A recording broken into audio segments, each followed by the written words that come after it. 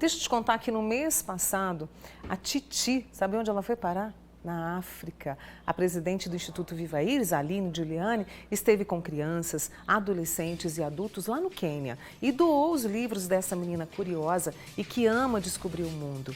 O que era um projeto pessoal dela, ser voluntária lá na África com essas famílias, com essas pessoas, acabou também envolvendo essa missão de levar conhecimento sobre as pessoas que vivem com a doença. Para ela foi emocionante e transformador e deu para perceber aí nas fotos, nessa viagem incrível que ela fez. E agosto é um mês de conscientização sobre a AME. Eu reforço para você, atrofia muscular espinhal. É uma doença rara, genética e que leva a uma fraqueza muscular, dificultando os movimentos e até mesmo a respirar e engolir. No Brasil, de 50 a 60 crianças a cada ano são diagnosticadas com a doença. E eu recebo aqui agora a geneticista e bióloga Paula Cristina Faria. Paula, mais uma vez, obrigada por ter vindo, viu? Eu que agradeço, Mônica, a oportunidade. É muito importante a gente falar, principalmente nesse mês, né? Sim. Vamos começar a nossa conversa explicando que doença é essa que muitas pessoas desconhecem, né? Sim, a AME, como você bem disse, é uma doença genética rara, neuromuscular, degenerativa. E como é uma doença genética, a gente está falando do DNA. DNA é o nosso, eu costumo dizer que é o nosso manual de instrução.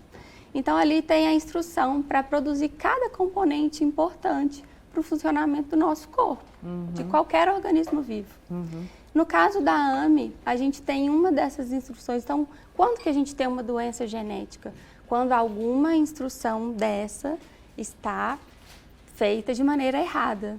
Ou, por exemplo, está faltando uma parte desse manual de instrução, como se eu fosse lá e rasgasse uma página desse manual de instrução. Então, ali naquele local importante, está faltando uma instrução para algo que vai ter uma função na célula, num tecido, num organismo como um todo.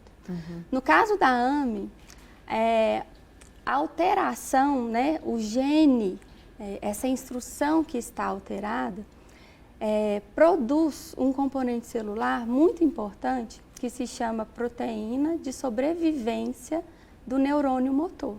Então, é como se fosse um alimento para os neurônios motores. Esses neurônios, eles estimulam os músculos. Então, quando eu perco, proteína de sobrevivência. Então, se o neurônio não sobrevive, ele não envia os sinais para os músculos enfraquecem e perdem função. Esses músculos são os responsáveis pelas funções que você citou também. Andar, deglutir, respirar. Né? Então, se eu perco o neurônio, eu perco a função muscular, eu perco toda essa função. E no caso do organismo, isso é a AME. De uma criança que tem a AME, isso já está ali no pai e na mãe? Então, o nosso manual de instrução, o nosso DNA, nós herdamos dos nossos pais, né? Então, a gente tem ali aos pares essa instrução. Por isso que eu trouxe aqui um modelinho para mostrar para vocês. Então, a AME, a doença rara... Põe ele mais para frente um pouquinho. Assim? Isso. A doença rara no Brasil, a gente adota também o conceito adotado pela OMS, que é aquela que acomete 65 a cada 100 mil pessoas. No caso da AME, 1 a cada 10 mil nascidos vivos. Só que os portadores, como a gente comentou, essa instrução vem aos pares, metade a gente herda da nossa mãe, metade a gente herda do nosso pai. No caso dos portadores, 1 a cada 50, 40 indivíduos aqui, né? Isso. Assim. Ele é portador. Então, ele tem uma cópia funcional e uma cópia alterada. Entendi. E aí, então, se a gente está numa sala de cinema com 100 pessoas, ali provavelmente 2 serão portadores. Quando eu tenho um casal de portadores, eu tenho... desculpe. Aqui. Então, o azulzinho seria a cópia afetada. Eu tenho 1 em 4 possibilidades a cada gestação de ter um filho afetado. Um filho com AME, né? Nesse caso. E aí a maior dificuldade nesse mês de conscientização sobre a AME é a questão do diagnóstico precoce, de fazer essa triagem e perceber logo no início? Sim, é a grande luta, porque no caso da AME, o tempo é muito importante. Então, nos casos mais graves, o bebê chega a perder 90% dos neurônios nos primeiros 6 meses de vida. Então, por isso que o diagnóstico precoce é tão importante, porque a AME não tem cura por ser uma doença genética. Ela não tem cura, mas ela é tratável. Então, se o tratamento ele é feito logo nas primeiras semanas de vida do bebê, muda completamente o curso da doença, o prognóstico, toda a história da família desse paciente. E como se percebe? Eu até queria que o pessoal colocasse os tipos aí pra gente, né? Lohan, acho que eu vou te pedir mais um minutinho aqui ao vivo, os tipos que a gente tem, né? E o início dos sintomas. Então, a gente tem ali os sintomas que vêm, né? Nos vários tipos da doença. Isso. Então, o diagnóstico ele é feito molecularmente, né? É analisando o DNA do paciente, da pessoa, do bebê. Ali, aquela classificação, ela é feita clinicamente, de acordo com a idade de início dos sintomas e a gravidade desses sintomas. Né? Então, a gente tem ali os tipos mais graves, né? O tipo 0, que é o pré-natal, onde o médico observa perda de mobilidade ali do feto dentro do útero ainda da mãe, ele até pode ser considerado tipo 1A. Então, os tipos mais graves, tipo 0 e tipo 1, né? Até o tipo 4, que é a manifestação mais tardia da doença após a 2ª década de vida.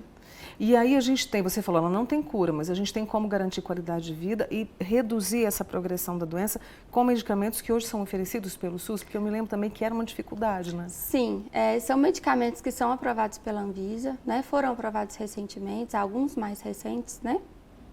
E que são incorporados pelo SUS. Então, é um direito do paciente ter acesso a esse tratamento.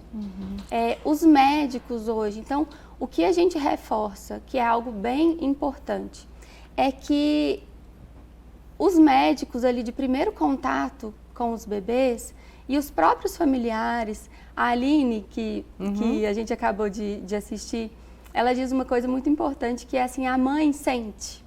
Às vezes a mãe sente e raramente ela erra, né? Então, quando é observado aquele bebê que se movimenta pouco, que chora fraquinho, um bebê mais molinho, que tem dificuldade de mamar, então que o médico e o familiar procure um especialista. É melhor que ele peque pelo excesso do que pela falta. Então, notou alguma coisa nesse sentido, procura um especialista, busca o diagnóstico. Hoje os médicos eles têm a possibilidade de solicitar esse diagnóstico por meio das farmacêuticas gratuitamente. Para a gente garantir, certo? Então, né? Atualmente, né, a gente consegue fazer pela rede particular, mas algumas farmacêuticas, elas conseguem fazer esse diagnóstico gratuitamente. A Paula Cristina, muito gentilmente, trouxe esse kit de conscientização do mês de agosto, né? Sim, o mês de agosto é um mês muito importante para a comunidade AME. É o mês mundial de conscientização sobre a causa da AME. Então, eu com muita honra trago em nome do Instituto Viva Iris, em nome da Aline, esse kit para você. Muito obrigada. Então, é um mês onde no mundo todo existe um movimento, né, em prol da causa da AME. A gente tem aí uma velhinha, aqui. Existe isso.